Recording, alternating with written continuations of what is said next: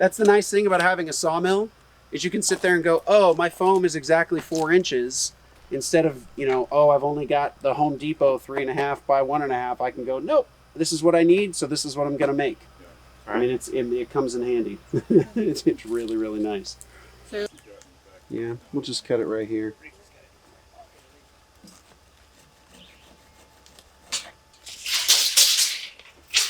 Good morning. Good morning. How are you? Can I get a good morning? Good morning, good morning, good morning. There we go. I like it. Everyone gets to see. What's that? Yeah. So guess what we're doing? We're framing in one of the walls. Woohoo! I know. Pretty exciting. Nice. You scoot that the head back a little. Will it go back any further? Oh no, I guess not. Right, that's where we'll stop then. That's perfect, right there. Right. That's where we're going.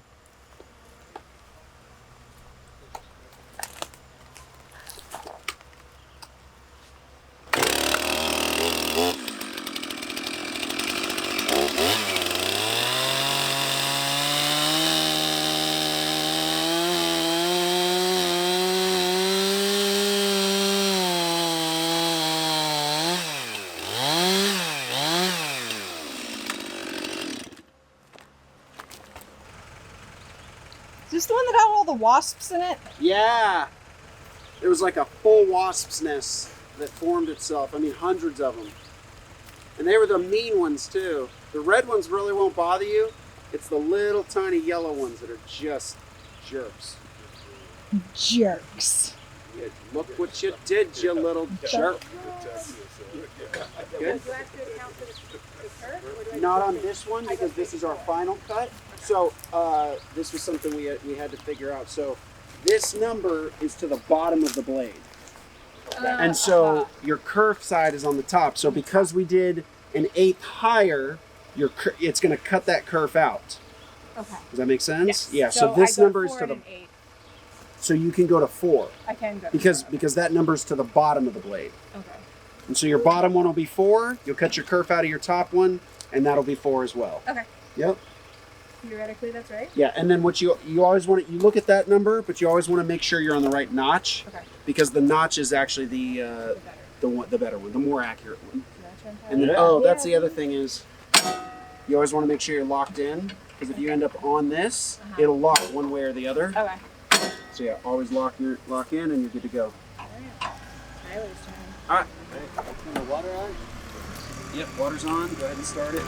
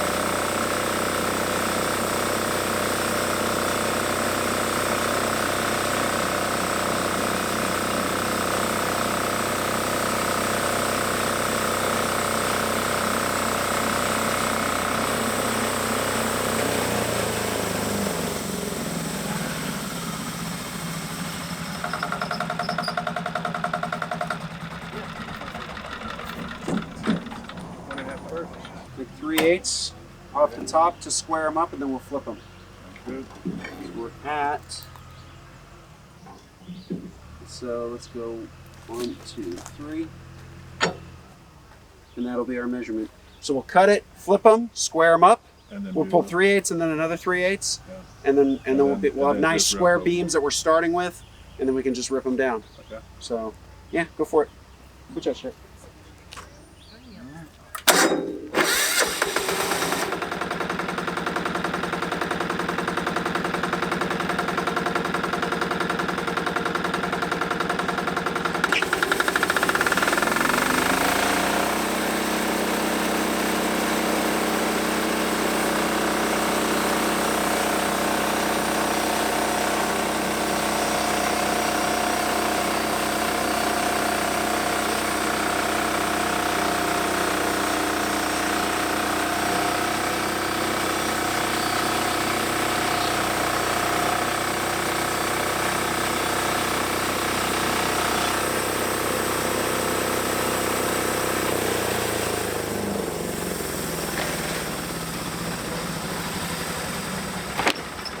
We say 1 3/4. I saw you buy a box of 10 blades.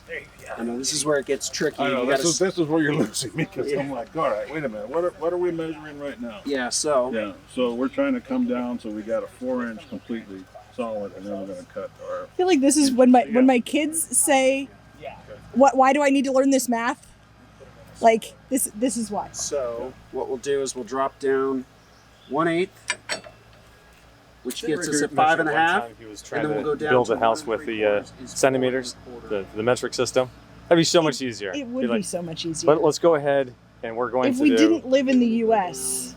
They went Yeah. to school in the 70s. They said we're going to be on the metric system. Right? Yeah, Paperless they said the society. same thing to me in the 80s, and now here I am doing the same thing to my kids in 2022. Yeah. It just... We're stubborn.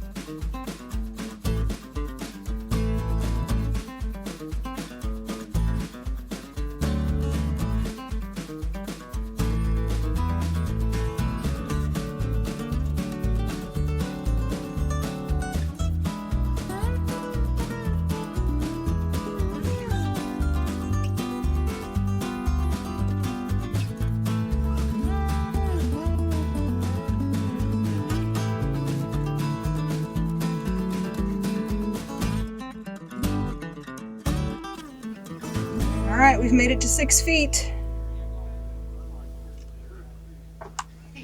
We're going to 7, I think 7.5 is our total. That's the bottom plate. Yeah, top we built the plate. bottom plate, then we built the top plate because this isn't square, right? Nothing is square. And then we measured them 16 on centers, and then we did that stud, that stud, that stud, that stud. And we just measured and made sure that they were 1/8 of an inch longer. That way they're tight, so that someone doesn't have to sit there and hold them while you nail them. Nice. You know. But that's our bedroom wall. Sweet. At least until we move into the house, and then we'll tear it all out, and it'll be a garage door. Here's, So you've got- here's the wall Okay, in its so- current orientation. These are the uprights. I have these. Okay. Okay. So Front and side now and you back. need. Okay. So So now you need this, right? that's the one. This next one. So if Yeah. that's like that, I'll hold Okay, it. that's this you need this one, right? So now we've got You need it to go like that. and that's like a 20. Okay. So what you do is you make this cut first, right? Yeah. And then once you have it, you draw. Here, give me a pencil. Here's a pencil. This is the fun of Chamfers. 45. 45 degrees, but which way? All right. Let me see, Luke. Let me see. It's easier than it is. So hold it up again. So we need to come like that, and so we need to cut like there. Yep. 45 degree. Last lift is in. Last lift is in. We're fixing to do concrete. We're going to chamfer the tops of the concrete. So we're actually going to show you how to do the chamfer because it took 3 of us like 40 minutes to figure out how to do it. So here's how you do the chamfers. Come here. So you have your piece, right? So this is a 3-way chamfer. So you can go, obviously if you have a vertical and you're coming in, easy peasy. If you have, you know, just one way, but the three-way works like this. If you have a miter saw, you stand it up like this. You cut it at a 45-degree angle. Dunzo. You come back over to the 0-degree angle. Tip this one to 45 degrees. Come on. You're going to have to move this back a bit, but you cut essentially on this same line right here. So you come in, you touch it to where it's going to go. There's your 45-degree angle right there. Double 45s. That's how you do it. All right, now I can remember, and everybody else can remember how to do it. That's it. All right, we're going to go pour some concrete. Let's do it. All right, the chamfers are going in. Right. Hey, there it is. That's just 2 sticks and 2 hoops is all it is. One rebar.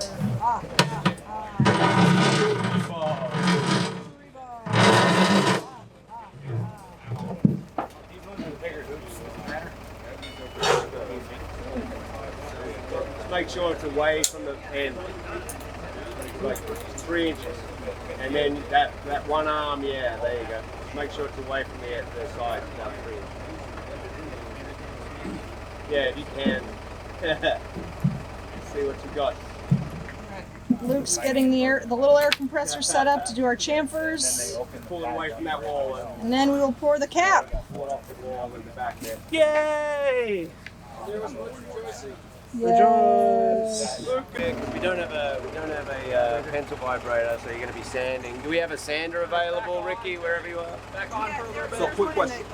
Okay, cool. Yeah, so you know, you want it to flow a little bit, but not too much that you're going to get dribbles. You know, you want it to be able to be troweled, and then you know, but you got much more. You got much more leeway with it. It's much more forgiving. Let's put it that way with concrete than it is with rammed earth. So what happens if you have a new crew member and they make the middle layers this way? You don't put it in the wall. So there's no way to recover from this? You just No dump it way. and start Dump it. over again? Trash. Okay, cool.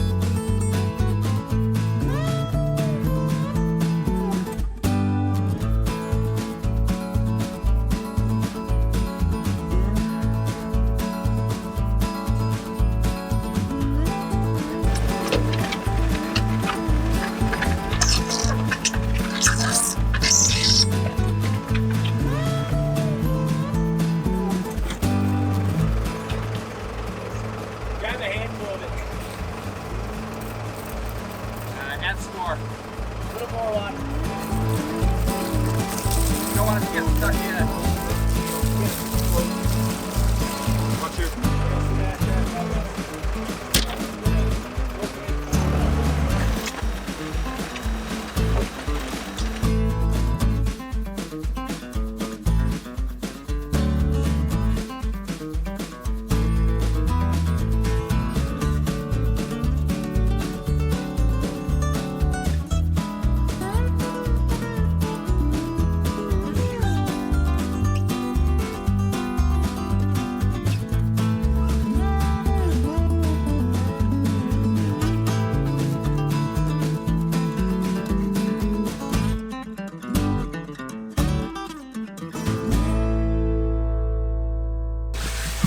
This is what it looks like to have someone who knows what they're doing.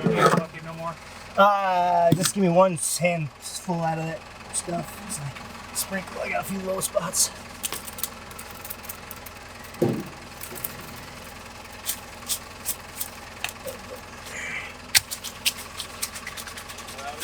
Clean this trunk out. Yep. I want to do that if you have a minute. If you want to hit. Or bring it over. Done with it. Look at how clean that looks. My goodness. So smooth. Look how pretty that is. Come on, Corey. Glad I got the help. Yeah, Let's man. go. Oh. That's 10 times better than I've been able to do so far. And that is... Shepard, don't put your nose in it. Wait, you did this? Shut up. No, he did that part. Okay. Don't be mean. No one asked you. The YouTubers want to know, honey. It's for their benefit. Do they? Do they want to know? The people. You're mean, Mommy. I'm just giving Daddy a hard time. Exactly. This is so fun to watch. Okay, so what are the tips he gave you for the people's sake? For the people's sake. So part one is the mind bender for me was when you're screeding, you know, on this stuff here. You know, my instinct was to do this, right? You think, oh, you're going to drag, you know, but what he was saying was you tilt it back the other direction and it actually screeds it considerably nicer and makes it so it plays nice. Because, yeah, instead of dragging, see when I drag it, it kind of just tears all the rocks up and everything. Yeah. But what he was saying was you come in and you angle the other way a little bit and it makes it nice and flat. See the difference? Yeah. I mean, that's a game changer right there. It's so watery. So I'm tilting the opposite way that my instinct tells me I should. Counterintuitive knowledge. It's called Corey knowledge right there. I tell you what. Whoa, look at these things. We should use a lot of this. There's so much sand on it. One thin paper and one thick paper. That's one of them. They're telling us to go. You want to make it even? What's that? Oh no, I don't You care. want I mean, these are. mix some. We'll use them. We may use them. We may not. They may end up. This is so hard literally on this just for me to floor, practice. man.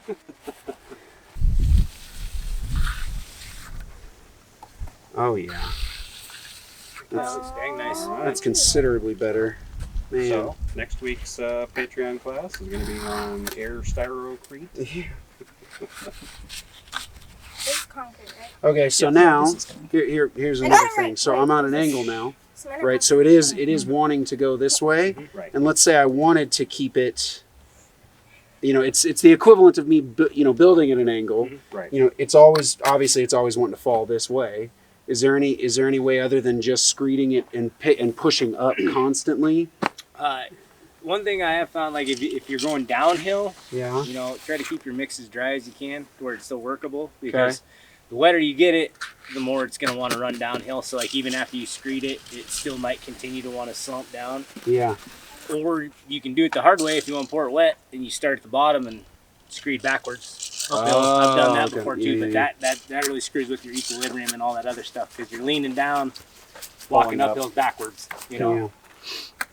But if it was me, I would just probably pour my mix just a little dry, and then, you know, just go 2-3 feet at a time, and or however you guys want to do it. And, you know, that way you can mag and screed at the same time.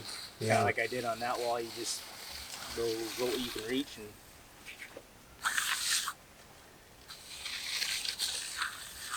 or shit, there might be other ways to do it too. I guess that's just what. Well, yeah. That's I mean, off the top well, of my head.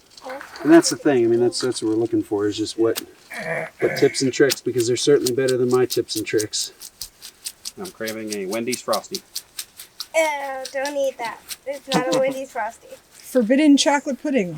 Yeah. The forbidden pudding, eh? Ooh, I have chocolate pudding at home in the fridge. Oh, you do. Thanks, May.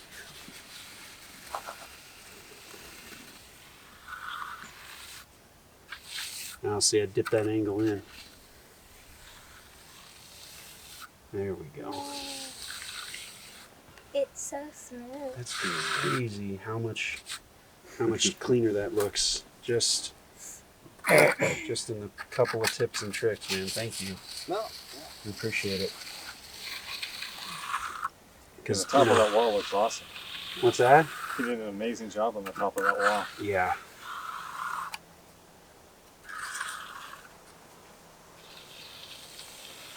It's so smooth. Well, I'm going to keep screeding. We've got a wall done. Tomorrow we'll see the reveal, and it's going to be hopefully beautiful and not fall apart. Thanks for joining our adventure.